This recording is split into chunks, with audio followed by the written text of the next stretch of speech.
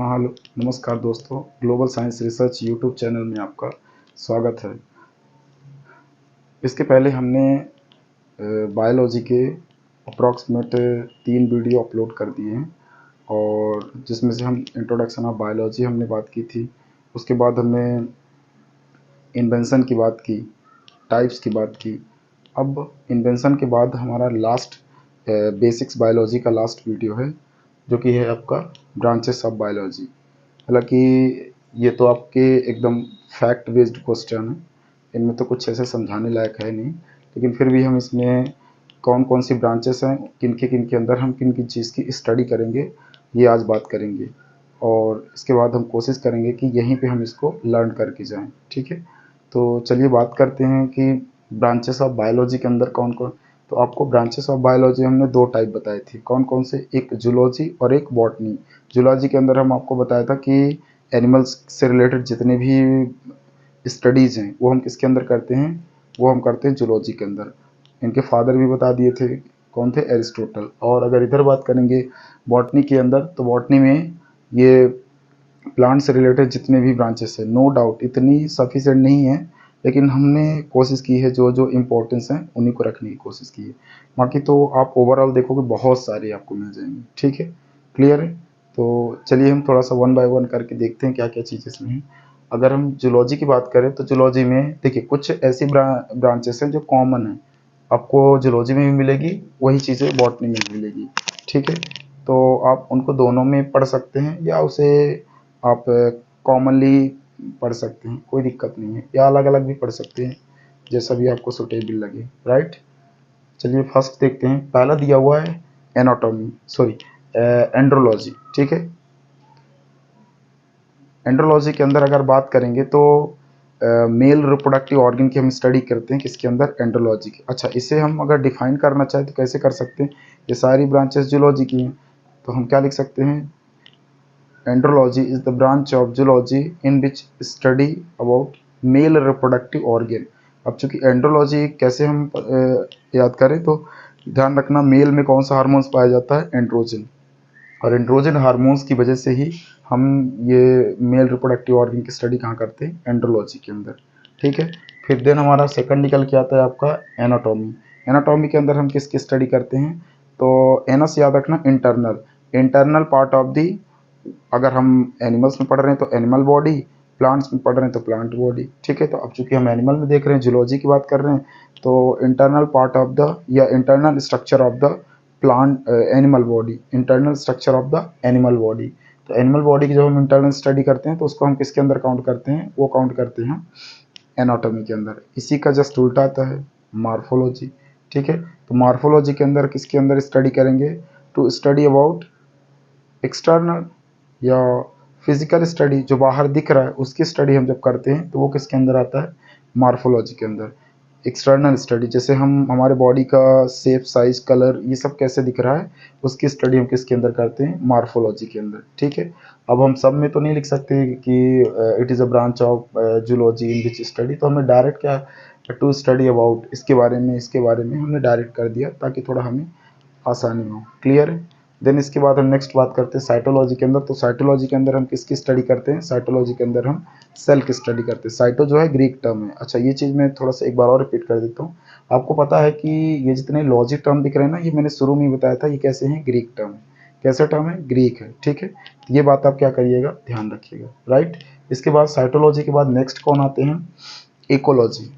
Eco कुछ याद आ रहा है, इको से इकोसिस्टम।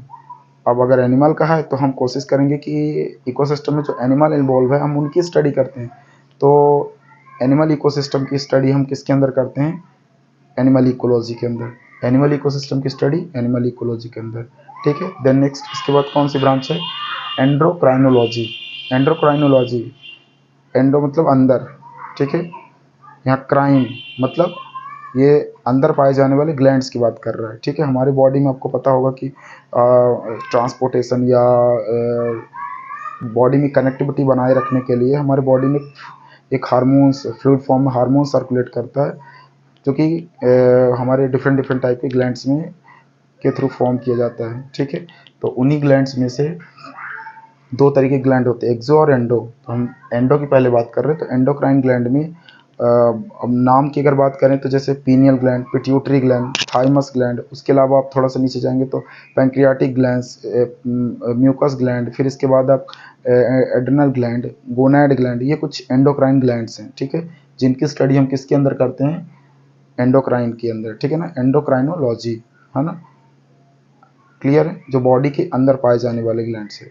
इसे डिफ्रेंशिएट कैसे करते हैं, तो देखिए जो ब्लड के साथ मिक्स होकर सर्कुलेट करता है उसे एंडोक्राइन बोलते हैं, और जो पर्टिकुलर सेपरेटेड ट्यूब में सर्कुलेट करता है, ब्लड के टच में नहीं आता, उसे बोलते हैं आपका एक्सोक्राइन। एक्सोक्राइन के अंदर किसकी स्टडी करेंगे, जो external secretion of the hormones, या सॉरी हार्मोन्स नहीं, एंजाइम्स। देखिए उसमें हार्मोन सिक्रीशन हो रहा था, इसमें क्या सिक्रीशन होगा एक्सोक्राइन में, मोस्टली क्या होगा, मोस्टली आपको क्या मिलेगा, एंजाइम्स।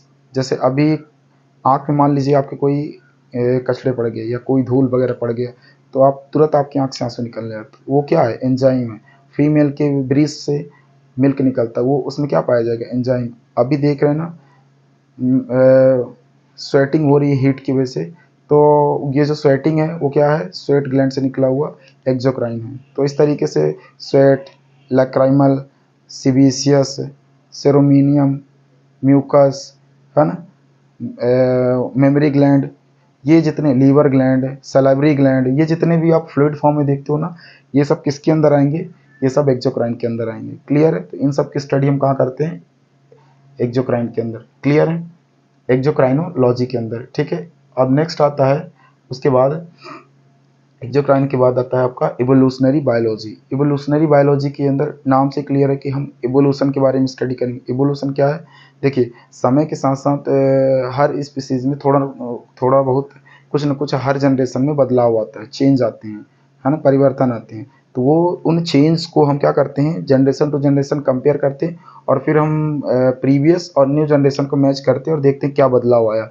उसी चेंजेस को हम कहते हैं क्या, कि ये बॉडी इवोल्यूट हो गई है, कुछ नए कैरेक्टर डेवलप हो गए हैं, उन्हीं को हम इवोल्यूशन के अंदर स्टडी करते हैं।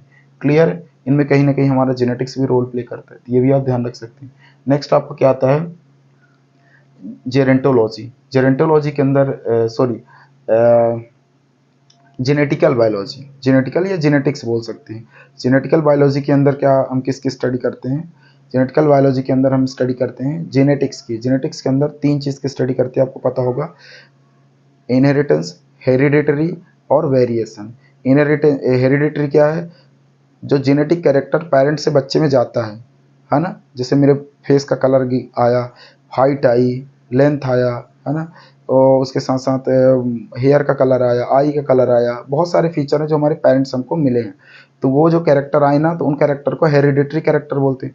अब इनको लाने वाला कोई ना कोई मीडियम होगा, तो वो जो मीडियम है उसको हम बोलते हैं inheritance, transporter, process of transmission.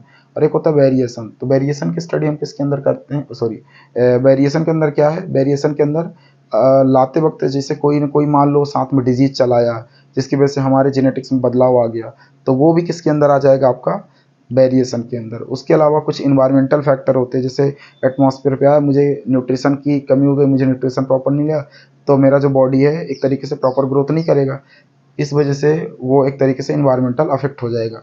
तो ये दोनों ही स्टडी हम किसके अंदर करते हैं, वेरिएशन की। और तीनों, इनहेरिटेंस, हेरिडिटरी और एक आपका वेरिएशन, इन तीनों की स्टडी किसके अंदर, जेनेटिकल बायोलॉजी के अंदर करते हैं, या जीन की स्टडी कह सकते हैं, एनिमल जीन की स्टडी जेनेटिक्स बायोलॉजी के अंदर, ठीक है ना, जीन, डीएनए, क्रोमोसोम, इन सब की स्टडी जेनेटिक्स के अंदर।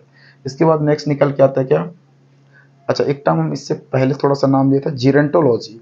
तो जीरेंटोलॉजी में हम एज की स्टडी करते हैं, एनिमल की एज के बारे में, कि कौन सा एनिमल कितने एज तक जिंदा रहेगा, है ना, किस तरीके से एजिंग होती है, उसकी स्टडी हम कहाँ करेंगे, जीरेंटोलॉजी। इसके बाद आता है चिरोप्टेरोलॉजी।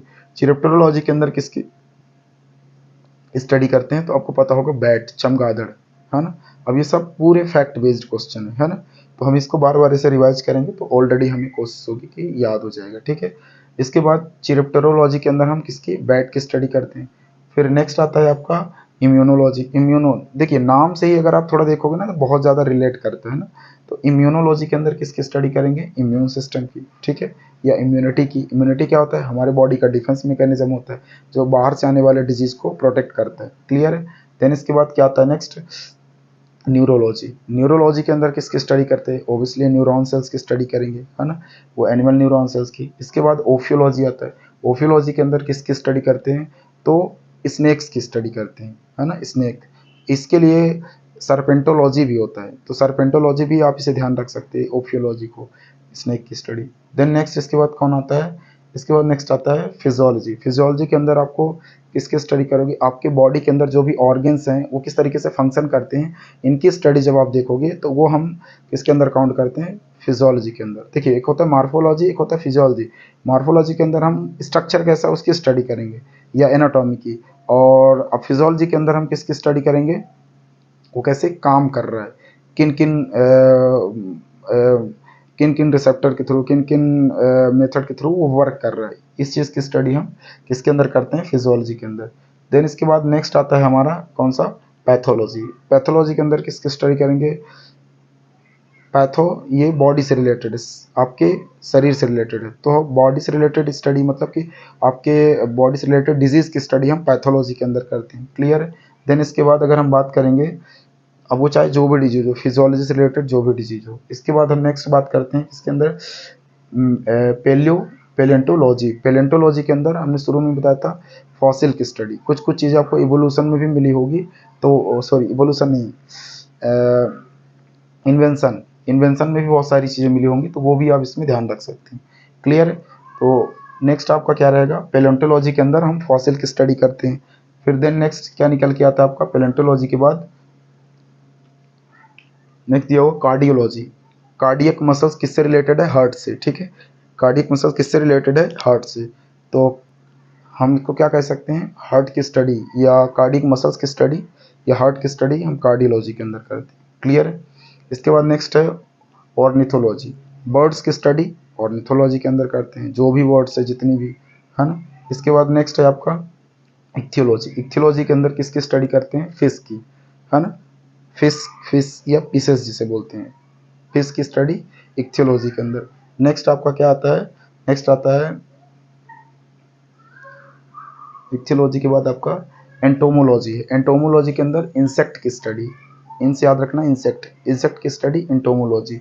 इसके बाद नेक्स्ट है आपका पोमोलॉजी। पोमोलॉजी की स्टडी हम किसके अंदर करते हैं, फ्रूट्स, फल की स्टडी करते हैं, ठीक है।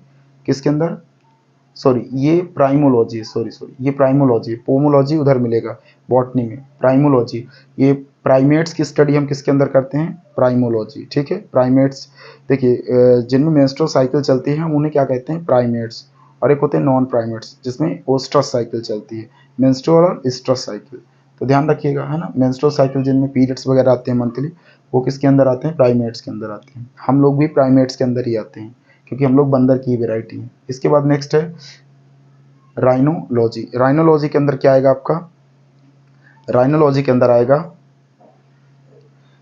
राइनोसोर्स, एक स्पीसीज देखा होगा, राइनोसोर्स नाम का एक स्पीसीज होता है,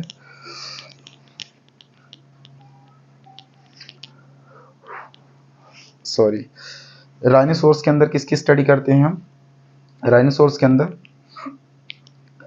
राइनोलॉजी के अंदर राइनोसोर्स की। फिर इसके बाद नेक्स्ट आता है मेमेलियोलॉजी। मेमेलियोलॉजी के अंदर हम किसकी स्टडी करते हैं, मेमेलियन की। फिर आता है मास्टोलॉजी। अच्छा, मेमेलियन में कौन कौन आते हैं, जैसे हम लोग आते हैं, डॉग, लायन, कैट, ये सब मेमेलियोलॉजी के अंदर आते हैं। नेक्स्ट आता है आपका क्या, मास्टोलॉजी। मास्टोलॉजी मतलब ह्यूमन ब्रीस्ट के बारे में स्टडी करना, मास्टोलॉजी। देन इसके बाद नेक्स्ट क्या आता है आपका, डर्मेटोलॉजी। डर्मेटोलॉजी में क्या आएगा, स्किन के बारे में स्टडी करना, क्या कहलाता है, डर्मेटोलॉजी, ठीक है। इसके बाद नेक्स्ट क्या आता है आपका, इन्वायरमेंटल बायोलॉजी। तो इन्वायरमेंटल बायोलॉजी में एटमॉस्फेयर, नेचुरल्स, है ना, एटमॉस्फेयर कंडीशन, इनके बारे में स्टडी करना इन्वायरमेंटल बायोलॉजी, या हमारे आसपास का एटमॉस्फेयर कैसा है ना, हमारे अनुकूल है, हमारे अडॉप्टेबल लायक है कि नहीं है, इनकी स्टडी भी किसके अंदर करते हैं, डर्मेटोलॉजी, सॉरी इन्वायरमेंटल लॉजी के अंदर। फिर आता है गायनेकोलॉजी, वहाँ एंड्रोलॉजी था, मतलब मेल रिप्रोडक्टिव ऑर्गन, यहाँ गायनेको है, फीमेल रिप्रोडक्टिव ऑर्गन के बारे में स्टडी करेंगे, ठीक है। तो ये बात ध्यान रख लीजिएगा, क्लियर है। आपको पता होगा कि आप प्लांट का जब स्ट्रक्चर पढ़ते हो तो गायनेसियम मिलता है, गायनोसियम के अंदर गायनेकोलॉजी ले लिया गया है, ठीक है। फिर इसके बाद नेक्स्ट आता है हेलमिन्थोलॉजी। हेलमिंथ जब टर्म देखे तो समझ जाना वर्म है। अब वो कोई भी वर्म हो, राउंड वर्म, टैप वर्म, अर्थ वर्म, कोई भी वर्म हो, वो सब इसी के अंदर आ जाएगा, जो मोस्टली क्या है, डिजीज भी फैलाते हैं। तो वर्म की स्टडी क्या करते हैं हम, हेलमिंथोलॉजी। ये था आपका जूलॉजी का पोर्शन। कुछ और है उसको देखने की कोशिश करते हैं, फिर इसके बाद हम इसको रिवाइज करके और इसे खत्म करेंगे, ठीक है। इसके बाद नेक्स्ट आपका क्या है, हीमेटोलॉजी। हीम से याद आ रहा है, हीम मतलब आयरन। आयरन कैसे पाया जाता है, ग्लोबुलिन प्रोटीन। अब ग्लोबुलिन कहाँ पाया जाता है, ब्लड में। तो हीमोग्लोबिन की स्टडी ब्लड में, हीमेटोलॉजी।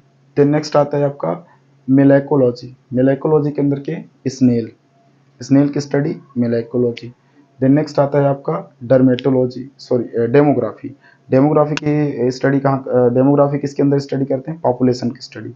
पॉपुलेशन की स्टडी डेमोग्राफी के अंदर। देन नेक्स्ट आता है पैराजूलॉजी। पैराजूलॉजी के अंदर प्रोटोजोआंस, स्पोन्ज, इनकी स्टडी किसके अंदर करते हैं, पैराजूलॉजी। देन नेक्स्ट आता है ओंकोलॉजी। ओंकोलॉजी के अंदर किसकी स्टडी करते हैं, ओंकोलॉजी के अंदर कैंसर या ओंकोजीन्स, जो कैंसर फैलाता है, स्प्रेड करता है, तो कैंसर फैलाने वाले ओंकोजीन्स की स्टडी किसके अंदर करते हैं, ओंकोलॉजी के अंदर। क्लियर। देन नेक्स्ट आता है आपका एम्ब्रियोलॉजी। तो एम्ब्रियोलॉजी की, एम्ब्रियोलॉजी के अंदर किसकी स्टडी करते हैं, एम्ब्रियो, ठीक है, एम्ब्रियो की स्टडी एम्ब्रियोलॉजी। देन नेक्स्ट क्या आता है आपका हिस्टोलॉजी। हिस्टोलॉजी के अंदर टिश्यू, हमने पहले ही बोला ये सब ग्रीक टर्म है ना, लॉजी और हिस्टो। हिस्टो मतलब टिश्यू, तो टिश्यू की स्टडी हिस्टोलॉजी। देन नेक्स्ट आता है माइक्रोबायोलॉजी। अब वो यहाँ देखिए, वहाँ वो एनिमल टिश्यू है, यहाँ क्या है, प्लांट टिश्यू, तो ये ध्यान रखिएगा। नेक्स्ट क्या है आपका माइक्रोबायोलॉजी, ठीक है। प्लांट टिश्यू तो सॉरी आगे आएगा, ये एनिमल टिश्यू ही चल रहा है अभी, ठीक है। एनिमल टिश्यू के बारे में स्टडी करना हिस्टो, ठीक है। नेक्स्ट आता है माइक्रोबायोलॉजी, माइक्रोब्स की स्टडी, जर्म्स की। माइक्रोब्स में क्या क्या, बैक्टीरिया, वायरस, फंगस, है ना, प्रोटोजोन, ये सब सारी चीज़ें किस में आएंगी, माइक्रोब्स की। तो इन माइक्रोब्स की स्टडी किसके अंदर है, माइक्रोबायोलॉजी। देन नेक्स्ट आता है आपका इथोलॉजी। तो इथोलॉजी के अंदर क्या आएगा आपका, इथोलॉजी के अंदर अगर देखेंगे तो एनिमल से रिलेटेड बिहेवियर, ठीक है ना, एनिमल बिहेवियर की स्टडी, कि एनिमल का नेचर कैसा है, कौन आक्रामक, कौन वायलेंस है, कौन नॉन वायलेंस है, कौन नॉर्मल है, ठीक है, इस तरीके से कौन एबनॉर्मल है। इस तरीके से हम उनके बिहेवियर के बारे में, है ना, उनका हैबिट वगैरह कैसा है, ठीक है, इनकी स्टडी हम किसके अंदर करते हैं, इसकी स्टडी करते हैं हम आपके इथोलॉजी के अंदर। फिर आता है एरेक्नोलॉजी। एरेक्नोलॉजी के अंदर हम किसकी स्टडी करते हैं, स्पाइडर की। स्पाइडर की स्टडी एरेक्नोलॉजी, है ना, मकड़ी की। इसके बाद ओस्टियोलॉजी। ओस्टियोलॉजी के अंदर हम स्केलेटल या बोन की स्टडी करते हैं, स्केलेटल या बोन की। फिर इसके बाद नेक्स्ट आता है ओडोलॉजी। तो ओडोलॉजी के अंदर किसकी स्टडी करते हैं, प्लांट, प्लांट की एज के बारे में, ठीक है, सॉरी वो दूसरा है, ठीक है ना, दूसरा है। प्लांट तो नीचे वाले में आएगा। ओडोंटोलॉजी, वो ओडो, ये ओडोंटोलॉजी। ओडोंटोलॉजी के अंदर टीथ से रिलेटेड डिजीज की स्टडी, टीथ से रिलेटेड डिजीज की स्टडी, ठीक है, तो ये ध्यान रखिएगा। इसके बाद सेरोलॉजी आता है। सेरोलॉजी में ब्लड में पाए जाने वाले सीरम की स्टडी, सेरोलॉजी के अंदर। फिर आता है यूरोलॉजी। यूरोलॉजी की स्टडी किसके अंदर करते, सॉरी यूरोलॉजी के अंदर किसकी स्टडी करते हैं, यूरिन की, है ना, एक्सक्रीटरी वेस्ट की। फिर आता है प्ल्यूरो। प्ल्यूरो आपको पता होगा, लंग्स में आपका प्ल्यूरिक प्ल्यूरिक पार्ट है, प्ल्यूरिक, प्ल्यूरा जिसे बोलते हैं, ठीक है ना, हम उसकी स्टडी किसके अंदर करते हैं, प्ल्यूरोलॉजी के अंदर। फिर आता है नेक्स्ट नेफ्रोलॉजी, जो कि हमारे जूलॉजी सेक्शन का लास्ट है। नो डाउट लास्ट नहीं होते, लेकिन हम जितना हमने मेंशन किया है वो लास्ट है। कौन सा, न्यूरोलॉजी। न्यूरोलॉजी, सॉरी न्यूरो तो देख लिए, नेफ्रोलॉजी। नेफ्रोलॉजी, किडनी पाए जाने वाले नेफ्रॉन होते हैं जो आपके यूरिन को और ब्लड को फिल्टर करके ब्लड को फिर से रिवर्स कर देते हैं बॉडी में। तो नेफ्रॉन की स्टडी नेफ्रोलॉजी, नेफ्रॉन की स्टडी नेफ्रोलॉजी। तो दोस्तों ये रहा जूलॉजी वाला सेक्शन। चलिए देखते थोड़ा सा कुछ बॉटनी वाला सेक्शन है, फिर उसके बाद हम इसको यहीं पे बाइंड अप करेंगे। क्लियर। देखिए जूलॉजी तक तो हमने देख लिया, अब बॉटनी के अगर बात करेंगे तो एनाटॉमी आया। तो anatomy is the branch of botany.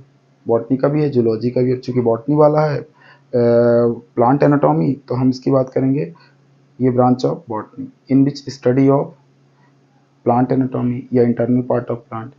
तो एनाटॉमी हमने शुरू में ही बताया था कि प्लांट की इंटरनल स्टडी अगर करेंगे तो किसके अंदर आएगा, वो आएगा आपके एनाटॉमी के अंदर, ठीक है, इंटरनल स्ट्रक्चर के बारे में कि प्लांट का सेल टिश्यू कैसे दिखते हैं। फिर इसके बाद नेक्स्ट आता है मार्फोलॉजी की बात करेंगे। तो मार्फोलॉजी की अगर बात करेंगे तो प्लांट के एक्सटर्नल पार्ट की स्टडी, कि प्लांट का शेप, साइज, कितना मोटा तना, पत्ती कितनी चौड़ी लंबी, रूट कितने बड़े, इनकी स्टडी हम करेंगे तो वो किसके अंदर करते हैं, मॉर्फोलॉजी के अंदर, जो कि हमने मेंशन नहीं किया है।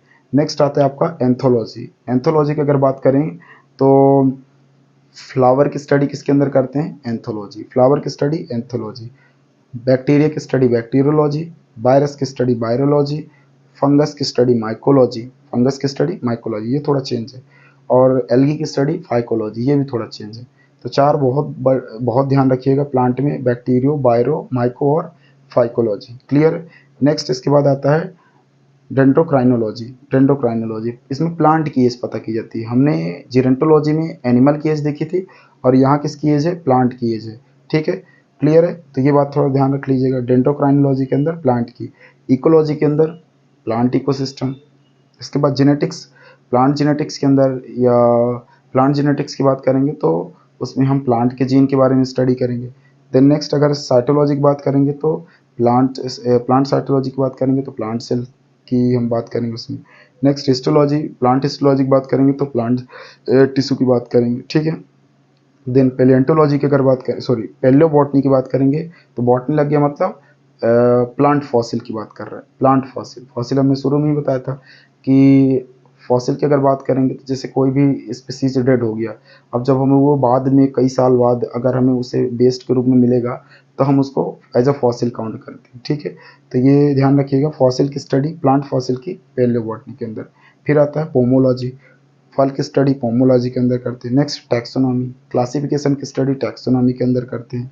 प्लांट क्लासिफिकेशन, ठीक है, प्लांट्स को कैटेगराइज करना। फ्लोरिकल्चर, ठीक है ना, फ्लोरिकल्चर के अंदर अगर हम बात करेंगे नेक्स्ट तो फ्रूट्स या वेजिटेबल्स की स्टडी हम किसके अंदर करते हैं, फ्लोरिकल्चर के अंदर।